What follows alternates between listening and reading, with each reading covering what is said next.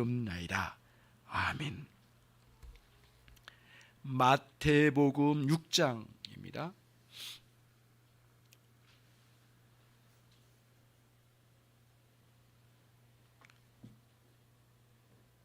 마태복음 6장 33절 같이 읽겠습니다. 시작.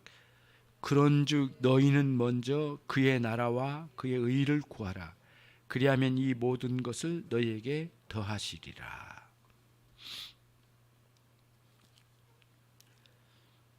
오늘은 이제 염려하지 말라 5번째인데요.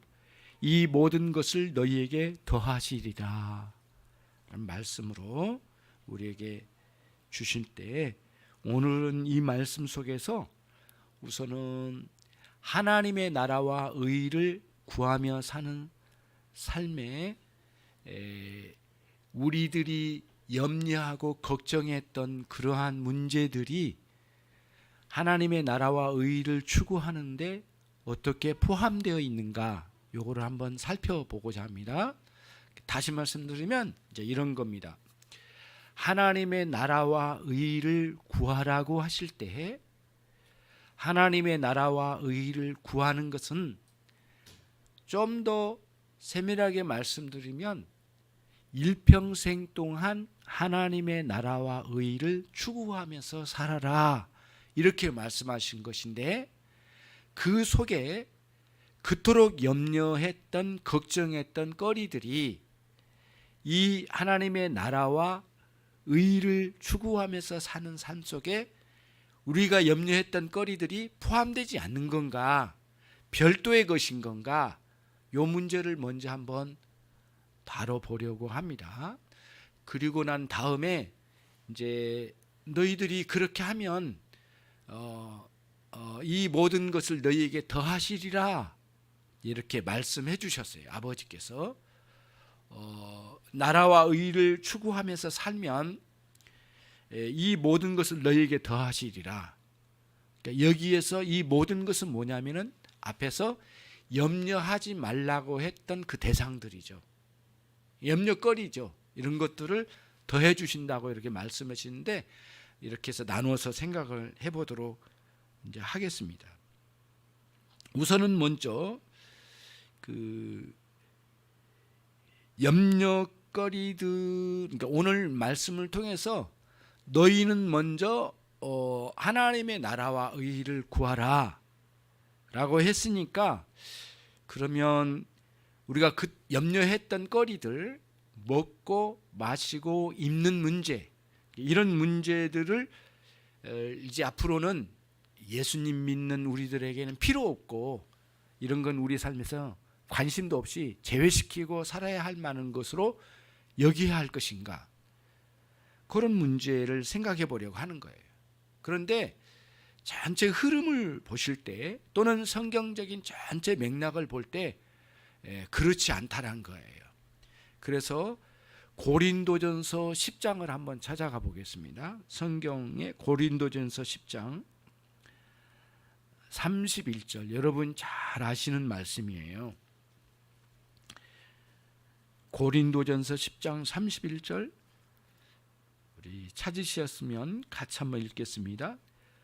너희가 먹든지 마시든지 무엇을 하든지 다 하나님의 영광을 위하여 하라. 이 말씀을 비춰볼 때에도 먹고 마시고 입는 문제가 하나님의 영광을 위해서 할 수 있는 일이 된다는 거죠. 그러고 보면 그동안의 염려거리로 치부했던 일들은 하나님의 나라와 의를 추구하며 삶에 전혀 관계없는 것으로 외면시켜야 할 일이 아니라는 거죠. 하나님의 나라와 의를 추구하는 신자의 마땅한 삶에 먹고 마시고 입는, 소위 말하면 염려거리가 될 수 있는 이런 것들이 하나님의 나라와 의를 추구하는 삶에 포함된다는 거예요. 요거를 꼭 염두에 주셔야 되겠다는 거예요. 그래서 기독교인이 되면 먹고 마시고 입는 문제와 그래서 초월해서 살 수 있는 존재가 아니에요. 여전히 주님을 만나고 은혜의 풍성함을 누리는 삶임에도 불구하고 또 먹고 마시고 입는 문제에 관여를 해야 되고 또 노력해야 되고 땀을 흘려 수고해야 할 일로 여전히 남겨져 있는 것이죠. 그렇죠? 그런 거예요. 그런데 그 문제가 하나님의 나라와 의를 구하는 추구하면서 살아가는 삶과 전혀 관계없이 따로 떼어놓고 볼 게 아니라 사실은 포함시켜서 보아야 되는 거예요. 그러니까 먹고 마시고 입는 문제가 하나님의 나라와 의를 추구하는 삶에 있다라는 거. 그 속에 먹고 마시고 입는 문제를 가지고도 얼마든지 하나님의 나라와 의를 추구하면서 살아가는 삶과 함께 연동되어서 갈 수 있다는 거예요. 우리의 삶에 이러한 먹고 마시는 의식주의 문제가 사소한 일들까지도 하나님의 영광이 거기에 담겨져 있는 거예요.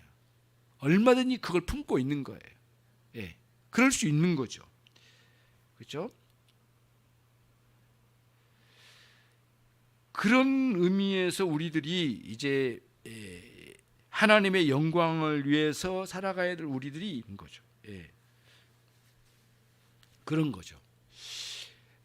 그런 의미로 이제 보는 거예요. 그래서 기독교인이 되면은 예수님을 믿고 하나님의 자녀가 되면 먹고 마시고 입는 문제는 자동적으로 해결될 거라고 하는 것은 성경적인 가르침이 아니죠. 열심히 일하고 노력하고 수고하며 질서롭게 그 일을 추구해 나가는 거예요. 심지어는 그런 일이 우리에게는 사명과 같이 주어졌어요. 그러한 의식주의 문제를 하나님의 뜻에 부합하게 구하고 찾으며 그거를 누리며 질서롭게 정돈해 나가는 것이 기독교인에게는 하나의 중요한 사명으로 주어진 거예요. 그러니까 그 의식주의 문제를 어떻게 감당하느냐에 달려있는 거죠.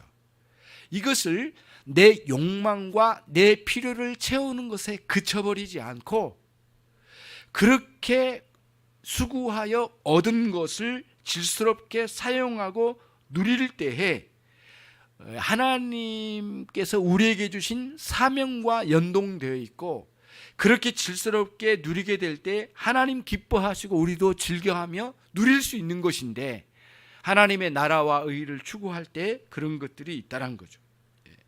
동시에 우리는 그렇지만 그런 속에서 우리들이 질서가 있는 사명을 가졌다는 것, 다시 말하면 의식주의 문제를 욕망 채움의 문제로 결론 내릴 게 아니라 하나님께서 주신 일들을 질서롭고 하나님의 뜻에 어긋나지 않게 얻고 사용할 수 있는, 그리고 그렇게 해야만 하는 사명이 우리에게 있는 거예요. 그런 사명이 우리에게 맡겨진 거예요. 정돈되고 질서 있는 그런 사명이 우리에게 주어진 거예요. 그런 가운데 하나님의 나라와 의를 추구하는 삶에 의식주의 문제도 포함시켜서 진행시켜 가야 할 일이라고 하는 것을 우리들이 이제 보게 되는 것이죠. 여러분, 그러니까 이 의식주의 문제와 같은 일들이 나에게 보람을 주고 때로는 또 그리고 나의 생존을 지탱하는 좋은 수단들이죠. 하지만 내 개인적인 나의 욕망, 그러니까 나에게 보람을 주고 그 다음에 내 생존의 수단으로 멈추는 것이 아니라 단순히 먹고 사는 것에 그쳐버리고 만족하고 끝내버린 것이 아니라 오히려 그 문제를 가지고 하나님께 영광이 되는 삶으로 나갈 수 있는 것이죠. 인류의 대표자인 아담의 범죄로 말미암아 하나님께서 우리에게 주신 먹고 사는 이 문제가 단순히 자신의 욕망과 생존을 위한 것으로만 전락돼 버렸다면 하나님의 백성들의 대표자이신 예수 그리스도의 구속의 은혜로 말미암아 우리들에게 의식주의 문제가 오히려 하나님의 영광을 위하여 쓰임 받을 수 있는, 하나님의 영광을 품고 있는 것, 영광을 품고 나타낼 수 있는 것으로 놀랍게 이런 것들이 변화를 일으킨다는 거예요. 기독교인이 되었다고 하는 것은 이미 주어진 것이 이미 주어진 것들이 나의 보람과 내 생존의 지탱의 수단으로 전락하고 거기에 멈춘 것이 아니라 그 이상 하나님께서 내게 주셨고 나는 그 질서를 따라 그걸 구했고 질서를 따라 수고의 열매로 내게 주신 것을 인식하고 감사하며 그거를 하나님 안에서 감사하고 기뻐하며 누릴 수 있는 거예요. 그러면서 하나님께서 어떻게 제1원인자로서 역사하시고 제2원인자들인 수많은 환경과 사람들의 관계 속에서 그런 것들이 열매를 맺어서 우리에게 소득으로 주어질 때에 그 근본적으로 이것을 주신 분은 하나님이시고 수고하여 노력하여 얻은 것은 우리의 노력의 열매로 주어진 것인데 이 모든 것이 하나님께서 우리를 통치하여 다스려 주신 가운데 주셨다고 하는 인식을 갖는 그런 인식이 깊이 들어오고 감사할 수 있는 놀라운 내면의 그런 변화들이 있는 사람들이 누구냐? 그들이 곧 하나님의 통치권을 잘 이해하는 사람들, 다시 말하면 하나님의 나라를 추구하는 사람들이죠. 하나님의 나라를 구하면서 산다고 하는 것은 하나님의 통치를 인정하는 사람들, 하나님의 다스리심이 멀리 우주 만물을 다스리는 수준에서만 있는 게 아니라 내재적으로도 우리 내면의 깊은 곳까지도 다스려 가시는 하나님의 내재적 통치까지를 인식하는 거예요. 신학적으로 어려운 용어이긴 하지만 초월적인 통치, 온 우주 만물, 우리 알 수 없는 우주 만물과 영적인 세계를 다스려 가시는 초월적인 통치의 세계가 있는가 하면 내재적인 통치, 다시 말하면 우리가 경험하고 내 안에서 내 속사람, 나의 존재의 참 과정, 그리고 영원토록 나의 전 존재 안에까지 하나님의 놀라운 통치의 능력과 주권이 스며들고 역사하고 있다고 하는 것을 인식하는 것. 그죠? 그러니까 초월적이고도 내적인 두 가지 측면의 하나님의 통치의 역사, 하나님의 통치권에 대해서 알고 느끼고 경험하고 그리고 감사하고 거기에 따르고 그러한 믿음의 순종으로 따르게 될 때에 의의를 추구하는 신자의 삶이 영이 되는 것이죠. 그거를 의미해요. 그러니까 하나님의 나라를 구하고 의의를 구하는 이런 삶은 하나님이 온 우주적으로 통치하실 뿐만 아니라 내 삶에 깊이 인격적으로 내면의 깊은 곳까지 다스려 가신 하나님의 역사하심이 있다고 하는 것을 알고 경험하고 고백하는 데까지 나가는 것을 말씀드리고 있는 거예요. 말씀하고 있는 거예요. 초월적 통치, 내재적 통치, 심지어는 그토록 염려했던 의식주의 문제까지도 모두 하나님의 다스림 속에 있다고 하는 것을 깊이 인식하고 감사하는 거죠. 그거를 여기서 이제 말씀해주고 있는 거예요. 그런 차원에서 너희는 먼저 그 하나님의 나라와 의를 구하라 라고 우리 주님께서 이거를 말씀해 주셨어요. 그러니까 예수님을 믿고 거듭난 신자의 내면에 하나님께서 우리에게 두 가지를 강력하게 주셨어요. 하나는 거룩함이지만 또 하나는 뭐냐면 새 생명의 원리예요.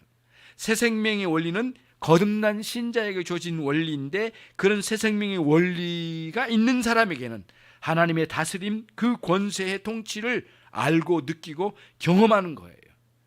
그래서 교회에서뿐만 아니라 가정에서, 사회에서, 개인적인 생활 속에까지 하나님의 그 통치권이 스며들고 파고들어서 역사하고 있는 것을 생생하게 느끼고 경험하는 삶이에요.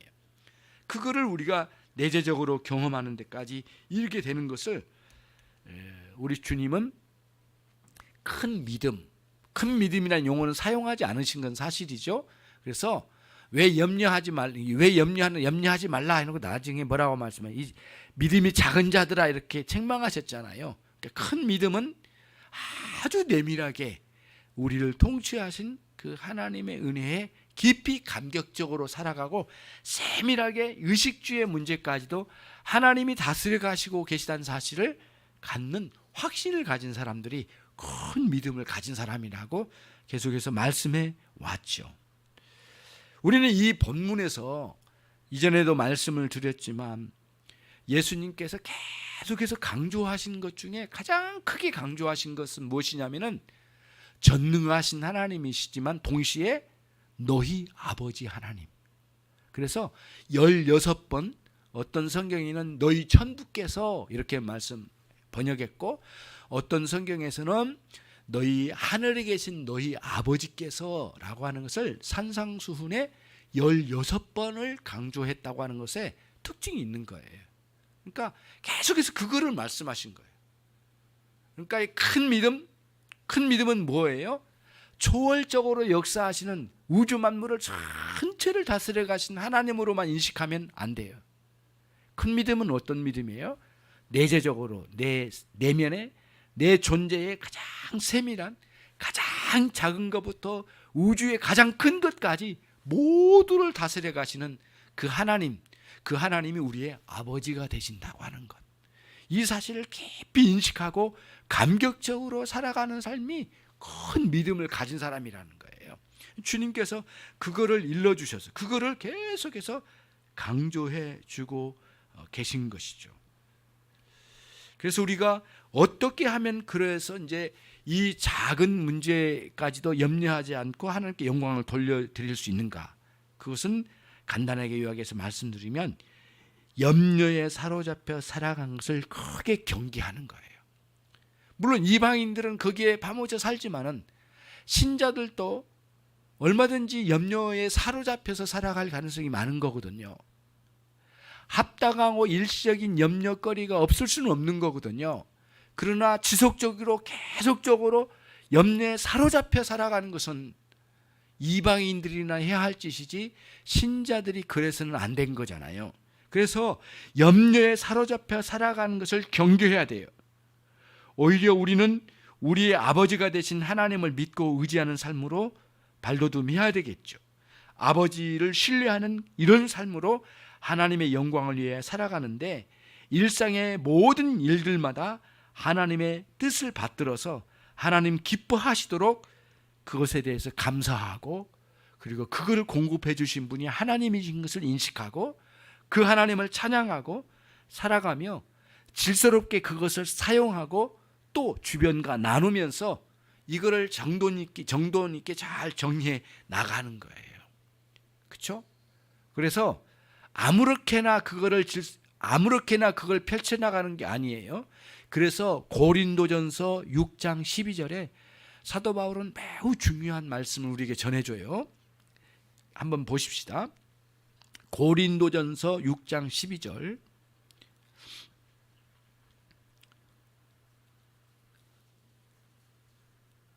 같이 한번 읽겠습니다. 고린도전서 6장 12절. 외우기 쉽죠? 6장 12절. 모든 것이 가하나 다 유익한 것이 아니요 모든 것이 내게 가하나 모든 것에 내가 얽매이지 아니하리라. 그렇죠? 모든 것이 가하나, 다시 말하면 다 할 수 있는 일이지만 내게 맡겨지지 않는 일이 있을 수 있잖아요. 그렇죠? 여러분의 가정에 여러분 자녀를 양육해요. 그거는 이웃집 아저씨에게 맡겨놓은 건 아니잖아요. 이웃집 아주머니에게 맡겨놓은 거 아니잖아요. 내게 맡겨놓은 거잖아요.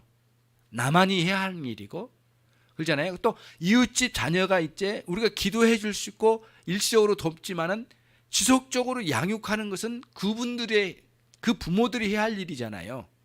그러니까 내가 가능하긴 해요. 하지만 유익한 일은 아니에요. 그러니까 우리의 사명의 한계를 정해 놓으신 거예요. 그렇죠? 그래서 밖에 사람들에게 인심을 잘 쓰지만은 자기 가족을 살피지 않는 것은 믿는 불신자보다도 못한 짓이에요. 그러니까 이 질서가 있는 거예요. 우리의 사명에도 내게 맡겨진 한계가 있다는 거예요. 물론 다급한 상황에서 이웃집 도와야 될 때 있지요. 예. 모든 것이 되게 가하지만 내가 거기에 얽매이지 아니하고 살아가는 거잖아요. 그런 차원에서 저와 여러분에게 맡겨진 일들을 정돈 있게 질서 있게 사명을 감당하면서 아무렇게나 이거를 막 펼쳐서 생각할 게 아니라 가장 우선적으로 내게 주어진 이 사명이 질서와 또 이런 목표를 향해서 잘 정돈되어서 실행되어야 되겠죠. 예. 그렇죠? 그러니까 여러분, 이제 한 교회가 있더라도 교회가 감당할 수 있는 한계가 있는 거거든요. 우리 교회가 감당할 수 있는 한계가 있고, 또 크고 굉장한 큰 교회로서도 감당해야 될 사명이 또 크게 또 있는 거죠. 그렇죠? 그래서 왜 우리 교회는 이거 못해? 왜 우리는 이거 안 해요? 라고 이렇게 말하면 할 수만 있으면 참 좋겠지만 거기까지는 닿지 않는 일이 참 많잖아요. 그래서 더 많이 교회가 성숙하면 그런 일을 또 감당해야 되겠죠. 뭔가 작은 교회로 있을 때보다는 좀 더 큰 교회로서 감당해야 될 게 있듯이 우리의 삶도 마찬가지예요. 우리의 재력과 우리의 권한의 한계에 있는 범위 내에서 우리들이 하나님의 영광을 위하여 그 폭 안에서 열심으로 하나님의 영광을 위하여 살아갈 수 있다는 거예요. 근데 아주 사소하게 보인 것까지 또는 큰 것까지 모두 하나님의 영광이 거기에 내포되어 있다는 거예요. 어떻게 우리들이 믿음으로 하나님 앞에 감사하며 그렇게 가느냐에 따라서 달라지게 되는 것이죠. 삶의 현장에서 하나님이 어떻게 우리를 다스려 가신지, 그리고 그 통치를 통해서 하나님이 우리를 어떻게 하나님의 원래의 뜻에 맞게끔 하나님의 뜻을 받들어 살아가게끔 하는지, 이런 것들을 잘 인식하고 우리의 삶에 잘 적용하면서 감사와 찬양으로 헤어나갈 때에 염려되신 기도와 간구로 감사함으로 아뢰며 이것을 극복해 나갈 때에 하나님께 영광이 된다는 거예요. 그런 차원에서 먼저 하나님의 나라와 의를 구하면서 추구하면서 살아간 삶의 작은 사소한 것까지도 포함되어져 있다라고 하는 것을 갖는 거예요. 그래서 여러분이 그 신앙에 있어서 개념 설정하기가 참 중요한 거거든요. 그러니까 이제 말씀을 정리해 볼게요. 첫 번째 단락의 내용을, 사소하고 별 볼 일 없는 것 같은 것은 하나님의 나라와 의의를 추구하는 데는 외면시키고 또 별 볼 일 없는 것이니까 그런 것들을 제껴버려야 된다라고 말할 수 없다는 거예요. 그렇게 되는 순간 어떤 문제가 있느냐면은 작은 믿음에 머물러 버린다고 말씀을 지속적으로 해왔던 거예요. 교회 생활은 귀한 것 같고 사회 생활은 하나님 측면에서는 좀 덜한 것처럼 느껴지면 안 된다는 거예요. 가정 생활은 그렇게 하고 교회 생활은 훌륭하게 해야 되겠다라고 설정하면 그런 개념을 가지면 안 된다는 거예요. 그러니까 교회에서 충실하게 하나님께 충성을 했다면 또 가정에서도 하나님께 충성을 다하는 아름다운 신자의 삶이 큰 믿음의 삶이 되는 것이죠. 그런 원리 안에 우리가 작은 것까지도 하나님의 나라와 의의를 위하여 추구하는데 포함시켜서 가야 할 일들이라고 하는 것을 살펴가는 것이죠. 두 번째 큰 의미로서 이제 뒷단락입니다. 33절 오늘 본문, 그리하면 이 모든 것을 너희에게 더하시리라, 이렇게 말씀해 주셨어요. 우선 먼저 알아야 할 것은 뭐냐면 32절 그 전절에서 이 모든 것이 너희에게 있어야 할 줄 아시느니라 라고 말씀해 주셨어요. 하나님께서 우리에게 필요한 것을 모르신 게 아니시래요. 다 아신대요. 다 아신대요. 근데 전능하신 하나님이 그것을 채울 수 있는 능력이 있으신 하나님이에요. 능력만 있으신 게 아니라 아버지의 부성적 사랑, 아버지의 사랑으로 다가오셔서 그걸 우리에게 제공해 줄 수 있는 사랑이 넘치시는 하나님이세요. 그분이 우리에게 필요한 것을 다 알고 계신대요. 우리에게 있어야 할 것이 필요한 것을 다 알고 계신대요. 그러니까 이방인과 기독교인 사이의 큰 차이점은 뭐예요? 그 하나님을 알고 있느냐, 그 하나님을 모르고 있느냐의 차이점이에요.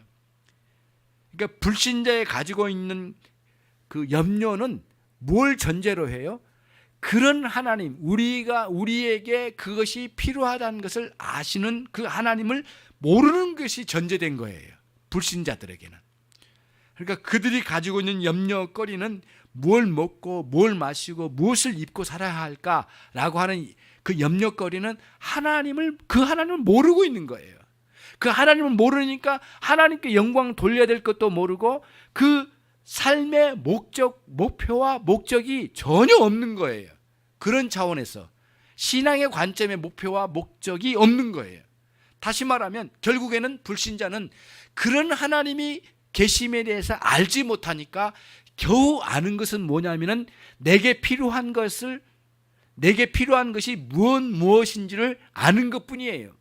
그리고 그 무엇인가가 내게 필요한 것에 채워져야만 될 거라고 생각하는 것, 그 이상으로는 갖지는 못하는 거예요. 그런데 채워도 내 욕망은 만족을 못 누리니까 그 무엇인가를 채워 나가야 되고, 심지어는 필요 이상으로 내가 끌어안고 있어야만 만족을 이룰 것 같고 행복을 이룰 것 같은 상황으로 빠진 거죠. 그 이상 이 모든 것을 공급하신 그 위에 하나님이 계신 것을 알 수 없으니까, 그 이상에 대해서는 완전히 어둠이니까 결국에는 자기 욕망이 전부인 것이죠. 그리고 그 불신자들은 그 욕망이 전부이고 자기 자신이 전부인 것이고, 그리고 자기가 하는 모든 수고와 노력의 최종적인 목표 지점은, 목적지는 자기 자신이에요. 그리고 그 목적을 이룬 것은 자기 행복이고 자기 만족을 이루는 것이 끝인 거죠. 그것이 우리와는 다르다라는 것이에요. 그래서 그렇게 뭘 먹을까 마실까 입을까의 염려거리는 이방인들이 하는 것이다 라고 주님이 말씀하시고, 너희들은 그런 식으로 염려하는 것은 너희들에게 합당하지 않다. 너희는 사실 한번 생각해 봐라. 혹시 요즘 시험 들어서 그런 염려거리에 빠졌다면 다시 한번 되돌아봐라. 너희가 혹시 불신자들처럼 하나님이 없는 것처럼 거기에 매몰되어 있어서 그런 염려에 완전히 사무쳐서 살고 있지 않은가 봐라. 그것은 합당하지 않는 일이니 너희에게는 살아계신 하나님이 계시고 그 하나님 너희 아버지시고 그분은 너희의 필요한 것을 모두 아시는 분이시고 능력뿐만 아니라 주실 수 있는 사랑까지 있으신 그 하나님이 너희에게는 아버지로 계시니 너희는 다시 한번 생각해 봐라. 너희의 염려는 올바르지 않다 라고 말씀하시면서 우리 신자에게 이걸 말씀해 주신 거예요. 문제는 신자도 얼마든지 염려에 사무칠 수 있다는 거예요. 하나님 측면에서는 변함이 없으시지만 우리 측면에서는 가변적이거든요. 하나님을 신뢰하는 마음이 가변적으로 늘 변해요. 하나님 측면에서는 변함이 없으신 완전하시고 아버지로 늘 존재하시지만 우리 측면에서는 끊임없이 가변적으로 이 무엇을 먹을까 무엇을 마실까 입을까의 문제 가지고 얼마든지 염려에 사무쳐버릴 가능성이 있을 수 있다는 거예요. 그런 측면에서 주님께서 우리로 하여금 눈을 뜨게 하시려고 하신 것 같아요. 예. 그러니까 전능하신 하나님이시며 그분이 너희 아버지시다라고 하는 것을 깨우쳐 주시면서 너희의 필요한 것이 무엇인지 다 아시는 아버지가 너희에게는 계시도다, 이리 말씀해 주신 것이죠. 저와 여러분은 이 세상의 사물의 질서를 무시하는 사람이 되면 안 됩니다. 동시에 하나님이 다스려 가신 것도 망각하면 안 됩니다. 그래서 육체에 필요한 것은 사물의 질서를 따라 움직여서 일반 섭리 속에 우리에게 공급이 됩니다. 사물의 질서라고 하는 것은 이 사회에도 잘 정돈되어서 체계화되어 있어요. 열심히 노력한 자에게는 그만큼의 어떤 보답으로 주어진 것들이 주어져요. 사물의 질서지요. 그렇죠? 올바르게 추구하는 자들에게 그런 것들이 주어지고 노력의 땀의 결과로 주어지는 거죠. 일반 섭리 속에 그런 것들이 주어져요. 이를 우리는 하나님의 일반 섭리 속에 우리에게 주어진다라고 말을 해요. 예. 이런 사실을 우리는 알기 때문에 지나친 염려와 생각 속에 사로잡히지 않는 거예요. 지나친 염려에 사로잡히지 않는다는 거예요. 하지만 기독교인들도 얼마든지 지나친 생각과 염려에 사로잡힐 수 있다는 거예요. 왜냐하면 영혼에 우리의 필요한 은혜가 충분하게 있지 않을 때에, 다시 말하면 영적으로 우리에게 은혜가 주어져서 생생하게 하나님의 은혜를 감사하고 살아계신 하나님에 대한 인식하고 그 하나님과 깊은 교제의 세계를 누리는 것이 약화될 때에는 결국에는 일반 질서 속으로만 가고 하나님의 공급해 주신 이 질서 일반 은총의 차원의 개념으로는 못 갖는 거예요. 그냥 열심히 노력해서 먹고 사는 문제로만 인식에 머물러 버리는 거예요. 착각에 빠지는 거죠. 그래서 하나님의 은혜의 역사가 우리 안에 살아 있을 때에는 일반적인 사물의 질서로 잘 꿰뚫어 볼 뿐만 아니라 하나님께서 이걸 다스려 가신 가운데 주신다고 한 것도 인식할 수 있는, 이것이 쭉 뚫려서 이제 인식할 수 있는 놀라운 역사가 있는 거죠. 그래서 신자가 염려와 걱정에 사무친 이유는 은혜의 내적인 역사가 약화될 때 오는 현상이라는 거예요. 그래서 주님은 너희는 먼저 그 나라와 의를 구하라 라고 하는 말씀으로 너희가 하나님의 통치권을 인식하고 그 하나님의 은혜의 풍성함 속에서 먼저 살아가는 것을 먼저 챙겨보아라. 그때에 너희들이 사물의 질서와 하나님의 은혜의 역사를 눈뜨게 될 것이다. 하나님은 반드시 너희에게 이 모든 것을 더해 주시는 하나님이신데 먼저 하나님의 나라와 의의를 추구하면서 살아가는 삶으로 바뀌지 않으면 결국에는 그러한 은혜의 풍성함이 없으며 또 없을 때에는 은혜의 풍성함이 없을 때는 결국에는 사물의 질서 수준에서만 멈춰버리고 염려와 걱정에 사무치면서 살 가능성이 신자에게도 얼마든지 있을 수 있다는 거예요. 그건 너무 어리석다는 거예요. 그건 너무 작은 믿음이라는 거예요. 그건 주님이 책망해야만 하는 믿음이라는 거예요. 그런 차원으로 우리가 이제 인식을 하게 되는 것이죠. 그러니까 신자가 그런 은혜에서 약화될 때에 결국에는 신자는 육신을 사랑하게 되고 자기의 욕망에 사로잡히기 쉽고, 육신을 사랑한 사람은 이 세상에 집착하기 쉽고 정신과 영혼의 빈곤과 혼란과 고통을 겪게 되는 그러한 그 폭풍 같은 일들이 일어나기 쉬운 거예요. 신자가 시험에 빠질 때 이런 현상들이 많이 엄습해 오게 되는 것이죠. 결국에는 하나님의 은혜의 풍성함을 누리지 못할 때에 결국에는 이 염려와 걱정에서 벗어날 길이 없는 것이죠. 그래서 주님은 너희는 먼저 그 나라와 의의를 추구하면서 살아가라 라고 주님께서 아주 귀중한 답을 우리에게 이제 주신 것이에요. 그래서 잘 들여다보면은요, 그 오늘 말씀에 보시면 이 모든 것을 너희에게 더하시리라 이렇게 말씀해 주셔서 하나님은 우리에게 은혜를 추구하면서 살아가는 것도 있지만은 결국엔 너희들에게는 육신에 필요한 것들을 모두 하나님이 동시에 공급해 주신 하나님이시라고 하는 것을 가르쳐 주신 거예요. 그래서 이스라엘 백성들에게 하나님께서 모세를 통하여 주신 말씀이 아주 우리에게 기억에 오래 남는 게 있어요. 신명기 8장 3절인데 사람이 떡으로만 사는 것이 아니요 여호와의 입에서 나오는 모든 말씀으로 사는 줄 너희에게 알게 하려 하심이라. 만나를 주실 때 주신 말씀이에요. 무슨 말씀이에요? 너희 육신에 필요한 떡을 하나님은 주실 필요도 없다 그렇게 말씀하지 않으셨어요. 하나님은 그것도 주신다라고 말씀하신 거예요. 그러면서 하나님의 입으로 난 모든 살아있는 하나님의 말씀으로 너희의 영혼에 필요한 것도 공급해 주시면 너희 육신에 필요한 떡도 얼마든지 공급하신 하나님이시다. 그래서 우리들이 그 문제는 우리가 그 은혜를 망각할 때의 문제이니까 하나님의 나라와 의의를 먼저 추구하며 살아가는 거예요. 그러면서 하나님께서 우리에게 육신에 필요한 떡을 공급해 주실 것을 염려하지 말고 그 걱정에 사무치지 말고 공급해 주신 하나님을 바라보고 열심으로 사물의 질서를 따라 노력하며 땀을 흘리면서 일을 해야 하면서 그 결과물에 감사하며 반응하는 그런 삶을 살아가야 된다고 하는 것을 말씀해 주신 거예요.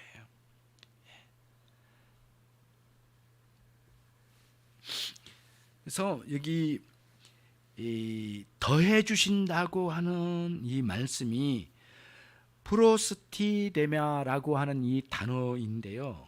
덧붙여 주신다. 그러니까 다시 말해 이미 뭔가 있는데 거기에 더해 주신다 이런 표현이에요. 이미 너에게는 뭐가 있다. 거기에다가 더해 주신대요. 이게 더하시리라고 하는 말씀은 이미 뭐가 있는 걸 전제로 해요. 하나님의 나라와 의의를 추구하는 삶이죠. 거기에 더하여 뭐예요? 육신에 필요한 것들을 공급해 주신다. 이런 표현이에요. 그러니까 하나님의 뜻은 뭐예요? 단순히 육신에 필요한 것만 공급해 주는 것도 원치 않으시고, 또 하나님의 나라와 의의를 추구하는 은혜를 사모하는 것만 주신 것을 하나님 원치 않으세요. 하나님 은혜를 추구하는 삶도, 은혜를 공급해 주신 것도 원하시지만 육신에 필요한 것도 공급해 주시길 원하시고, 이 두 가지를 다 주시기를 기뻐하신다는 거예요. 하나님은. 그게 이 본문의 큰 의미예요. 그래서 뭐를, 그런 육신에 필요한 것들을 제끼고 생각할 일이 아니라고 하는 것을 보여준 거예요. 그래서 하나님의 나라와 의를 추구하며 산다고 하는 것은 뭐냐면은 이미 우리에게 영혼의 양식이 주어졌다는 뜻이에요. 거기에 육신에 필요한 것들을 공급해 주신다는 거예요. 다른 말로 하면 우리 생활에서 하나님과 함께 한다는 거예요. 또 다른 표현으로 말하면 창세기 이미 나오니까 하나님과 동행하는 삶이에요.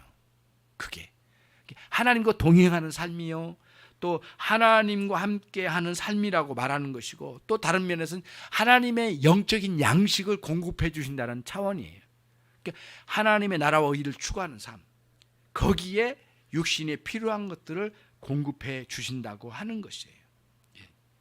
그래서 신자가, 그래서 그런지 신자는 우리 육신에 필요한 것들을 공급받을 때 단순히 물질의 풍요나 정신적인 쾌락에서 우리의 행복을 찾지를 않아요. 그거는 이미 예수님 밖에서 이미 그게 잘못되었다라고 하는 것을 이미 경험하고 들어온 사람들이거든요. 다시 말씀드릴게요. 신자가 되고 난 뒤에 물질의 풍요와 어떤 육신에 필요한 것들을 채워서 우리가 그러한 육신의 쾌락이나 정신적인 쾌락에서 근본적인 행복이 주어질 거라고 그걸 추구하며 살질 않아요. 그게 이미 아니라고 하는 거 알았어요. 뭐를 먼저부터 알았어요? 우리의 영혼의 양식을 먹고 난 뒤부터는 우리는 알았어요. 영혼의 양식이 공급되지 않으면 결국에는 나는 행복할 수 없다라고 하는 것을 알게 된 거예요. 예. 그 이전에는 우리가 육신의 욕망을 채우는 것으로 만족을 이룰 수 있을 거라고 생각했지만 그게 아니란 걸 이미 알아버린 거죠. 그래서 신자가 되고 난 뒤에는 결국에는 육신에 필요한 것을 채운 것으로 만족을 이룰 수가 없어요. 예. 예. 많은 걸 가지면 가질수록 더 공허해진 것을 확실히 느껴요. 그러면서 뭐가 필요하다는 것을 동시에 느끼는 거예요. 하나님의 영혼의 양식이 필요하다는 것을 강력하게 느끼게 되는 거예요. 그래서 저와 여러분이 하나님의 나라를 추구하는 것과 그 뒤에 더해 주시는 육신의 양식들을 같이 공급해 주시는 하나님의 이 원리를 따라 살아가는 것이 참으로 우리에게는 중요하다는 사실을 아는 거예요. 그래서 오늘 본문에서 보면 그리하면이라고 되어 있죠. 마치 무슨 조건으로 주신 것처럼, 또는 하나님께서 우리에게 무슨 거래하신 것처럼 그렇게 표현됐는데 사실은 그게 아니에요. 그리하면 주시겠다라는 그런 개념이 아니라 결국에는 하나님의 나라와 의의를 추구하는 것은 무슨 결과로 오냐면 하나님과 사랑의 연합이에요. 사랑하기 때문에 하나님 나라를 추구하는 거고, 하나님을 사랑하기 때문에 그 하나님 의의를 추구하는 거예요. 예. 사랑의 연합으로 주어진 거예요. 예. 그러니까 그걸 추구하면 이 뒤에 것을 죽이시겠다 이런 개념이 아니라 그걸 추구한다고 하는 것은 하나님과의 사랑의 지극한 영원한 연합의 개념을 말씀해 주신 거예요. 사랑 때문에 준 거예요. 사랑에 때문에 줬기 때문에, 사랑으로 연합했기 때문에 하나님과 끊임없이 뜻이 일치하고, 하나님 마음과 일치하고, 하나님과 목적이 일치하고, 하나님 원하신 바에 일치하는 거예요. 하나님과 그런 의미의 사랑의 연합이 이루어진 거예요. 그 이루어진 거예요. 그래서 그런데 거기에다가 뭘 더 공급해 주셔요? 우리 육신에 필요한 것까지도 공급해 주신다는 거예요. 그러니까 그 하나님과 사랑의 연합이 이루어지니까 우리 안에 마음의 불안이 잠재워지고 염려와 걱정이 잠재워지고 평안이 주어지게 되는 것이죠. 예. 그런 차원에서 하나님께서 우리에게 주신다는 거예요. 그래서 그리하면이라고 하니까 마치 거래한 것처럼 주신 것처럼 인식해서는 안 되는 것이죠. 말씀을 정리해 보도록 하겠습니다. 하나님 나라를 추구하는 사람들은 이미 하나님의 영혼의 양식을 공급해 주셨습니다. 생활로 말하면 하나님과 동행하는 삶을 살고 있는 것이죠. 모든 그 은혜를 누리고 있는 것이죠, 이미. 그런데 하나님께서 그렇게 사는 사람들에게 육체에 필요한 것들까지도 공급해 주신다고 하는 주님의 가르침이 우리들에게는 새롭게 아주 감사하게 다가오는 것이죠. 하나님과의 거래의 관계가 아니라 사랑의 연합의 관계라고 하는 사실을, 그리고 그걸 바탕으로 그 나라와 그 의를 추구하는 삶이 우리의 삶이라고 하는 것이에요. 이제는 우리는 사랑의 대상이신 하나님이 되셨고 우리는 그분의 사랑 안에서 머물러 있는 거예요. 이것이 신자의 삶의 핵심이죠. 하나님께서는 친히 우리의 아버지가 되셨고 아버지로서 우리에게 필요한 것들을 다 아시고 계시며 뿐만 아니라 그것들을 모두 공급해 주시는 아버지로서 존재하고 계세요. 주님은 이것을 아주 친절하게 가르쳐주고 싶으셨던 것 같아요. 거래 관계가 아니라 사랑의 연합의 관계라는 사실을 깊이 알려주셔서 염려와 걱정에 사무쳐 살지 않도록 우리를 거기에서 꺼내주시는 그런 장면이 오늘의 이 말씀이에요. 그 나라의 통치를 갈망하고 그분의 통치의 결과로 주어지는 의의 시련, 의롭게 된 건 옳게 되는 모든 시련을 추구하는 신자의 삶의 핵심적인 삶이, 우리 신자의 삶이 그런 것들이 우리의 신자의 삶의 핵심을 이루어요. 그러면서 일상에 필요한 것들을 공급해 주신 하나님 앞에 살아가는 신자의 삶이 큰 믿음이죠. 저와 여러분에게는 목표와 목적이 있어요.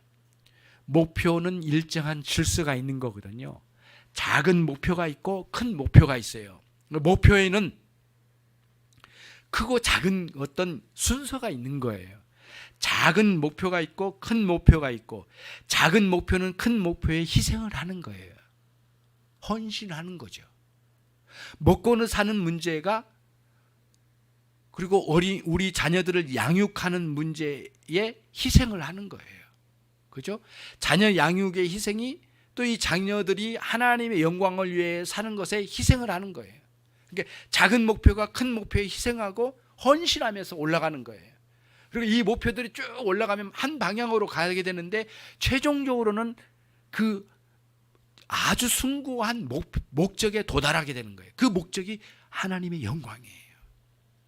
그러니까 작은 목표가 큰 목표에, 큰 목표가 더 큰 목표에, 큰 목표가 또 더 큰 목적, 최종적이고 궁극적인 목적을 향하여 가는 거예요. 밑에 것이 위에 희생하고 또 이것이 위에 것에 희생하면서 계속 가는 거예요. 결국에는 하나님의 영광을 위해서 살아가는 거예요. 그런 그림을, 인식을 잘 가지고 더 높은 목표에 작은 것들을 질서롭게 희생하면서 잘 살아갈 때에 하나님께서 이것을 기뻐해 주신 거예요. 그리고는 그런 방식의 질서를 따라 살아가는 삶이 하나님의 나라와 의를 추구하는 삶의 정돈된 질서이고, 거기에 하나님께서는 빠뜨리지 않고 우리의 필요한 것들을 세세하게 공급해 주신다라고 하는 것입니다. 이런 삶의 원리가 염려와 걱정에 사무친 삶에서 우리를 꺼내주는 거예요. 이 원리를 따라 살아갈 때. 만약에 이 원리가 깨지면 염려에 사무쳐 살아갈 수밖에 없는 것이죠. 저와 여러분이 이러한 질서, 이러한 어떤 그 흐름, 그리고 하나님께서 주신 이런 원리들을 잘 생각하고, 내 인생의 작은 목표로부터 큰 목표, 그리고는 가장 궁극적인 목적을 향하여 흐름이 잘 정돈되어서 하나님의 영광을 위해서 살아가는 내 인생이로구나 라고 생각하고 하나님 앞에 그 영광을 올려드리는 그런 삶이 되신 여러분이 되셔서 염려와 걱정에 사무치지 않고 그래서 구원받는 아름다운 삶이 되시기를 주님의 이름으로 축복합니다. 함께 우리 시간 기도하시겠습니다. 기도하실 때 하나님 감사합니다.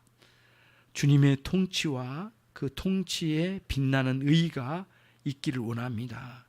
하나님께서 베풀어 주신 은혜에 감사드리며 이 시간 같이 기도하겠습니다. 자비로우신 하나님 아버지 감사합니다. 하나님이 먼저 너희는 그 나라와 의를 구하라고 명령하시고 이후에 모든 것을 더해 주시라고 약속하신 말씀, 우리에게 가르쳐 주신 주님의 의도가 무엇인지를 이 시간 깨닫고 돌아갑니다. 존귀하신 하나님 아버지, 주님 앞에 엎드리오니 하나님 아버지, 저희의 심령에 이러한 놀라운 변화가 있기를 원합니다. 염려와 걱정에 사무쳐 살아가는 어리석은 삶이 우리 안에 있지 않게 해주시고, 하나님 아버지, 참으로 주님의 영광을 위하여 사소한부터 큰 것까지 살아갈 수 있는 저희의 심령에 놀라운 변화가 있기를 원합니다. 각각의 심령 가운데 역사해 주시기를 소원합니다. 자비로우신 하나님 아버지께서 함께 해주셔서 복되고 놀라운 역사하심 속에 저희들이 살아갈 수 있도록 함께 해주시기를 간절히 소원합니다. 존귀하신 하나님 아버지, 함께 해주옵소서. 이제 염려하지 말라 5번째의 말씀을 통하여 우리의 심령에 놀라운 변화가 있기를 원합니다. 존귀하신 하나님 아버지, 주의 뜻을 받들어 살아간 아름다운 삶이 되게 해 주시고, 권고한 날에 오히려 하나님의 은혜가 무엇이고 어떻게 우리가 사모하며 살아갈지를 알게 해주시고, 우리의 욕망을 따라 살아가는 어리석은 삶에서 벗어나는 일들이 무엇이고 아름답게 주님을 추구하며 살아갈 일이 무엇인지를 알아갈 수 있도록 하나님 도와주시고 역사해 주시기를 간절히 소원하옵나이다. 자비로우신 하나님께서 함께해 주옵소서. 주 예수 그리스도의 은혜와 하나님 아버지의 극진하신 그 사랑과 우리 성령님의 내주 교통하심이 이제 하나님의 나라와 의를 추구하며 살아가고자 하는 모든 종들과, 그리고 거기에 모든 필요한 것들을 공급해 주신 하나님을 향하여 감사할 줄 아는, 그렇게 살고자 하는 모든 종들 위해 지금으로부터 영원토록 함께 있을지어다. 아멘.